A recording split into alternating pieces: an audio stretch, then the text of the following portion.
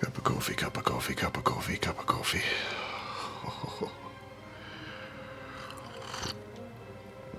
I love my own coffee. Gordon Street beans, freshly ground. It's a great way to start the day. I have this mug which holds 2 cups. So I do that. I get my fountain pens out. This one here though, my TWSBI 580. It's really tight. It's a piston filler pen, so you have to twist this at the end to fill it.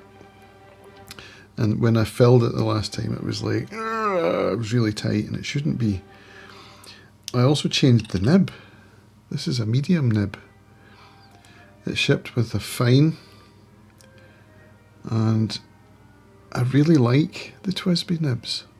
I love how they have a kind of, it's almost like an italic, a broad stroke on the perpendicular, but then a thin stroke on the horizontal. So I think I'm going to dismantle this today. Put some grease on it maybe. It could be that, I don't know.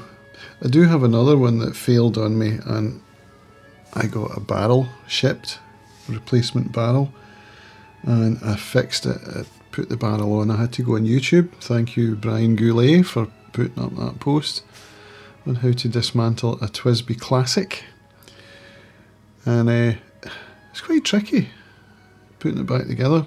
But I did it, I got it back together, and it's working a treat. And then I put it back in the case, got it out the case. This one here, in fact. You'll have seen it if you look at my morning pages. This one here, which I really like. Let's have a look. And if you can see, it's ink on the barrel. See, the original pen was leaking, so I got a replacement barrel, and the replacement barrel is also leaking. So Cult Pens in the UK, where I get a lot of my stuff, have kindly accepted a refund. Not a refund, I'm going to send it back to them, and they're going to try and fix it for me, which would be good. So I do love my fountain pens though, honestly. See, since I started these morning pages, I've found a way to use these pens every day. It's such a highlight of my day. So to do it first thing with one of these, it's just the best way to start the day, honestly. If you've never tried morning pages, I mean, obviously I'm insane because I published them. You don't have to do that. In fact, you probably shouldn't. Just try it, just sit down, get some coffee, put tunes on or not. Sometimes I do, sometimes I don't. Try writing, see what comes out, because I find that it makes the rest of the day feel a little better. So yeah, have a go. The other thing that's been making my days feel better is watching Glastonbury footage. Oh my god, so good. I got a request from Ilana yesterday, who runs Crofter's Music Bar in Brodick, asking if I'd be up for gigs, and normally that kind of freaks me out. It takes me a few days to answer, or at least a day. And I usually answer yes, except last weekend I didn't, which kind of bummed me out.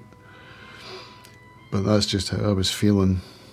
But she wrote yesterday and offered me some dates, so I told her what dates would work for me. And then she was like, why don't you do this one and that one? So I've got 2 gigs in July. One on the 6th, which will be next Wednesday, and one on the 27th.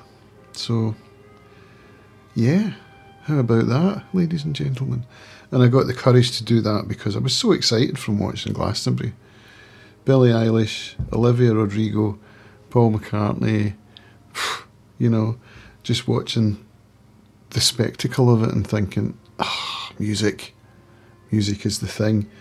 So yeah, it was good. So yesterday when we watched the second half of Paul McCartney last night, me and my wife, and I sat with my Gretsch. I don't know if you can make it out in the back. No, I don't think you can. No, my Gretsch White Falcon in the background. It's not a wide enough lens for you to see it, but it's there. And I sat with that, didn't plug it in or nothing, just sat and noodled along to Paul McCartney, and it was brilliant fun.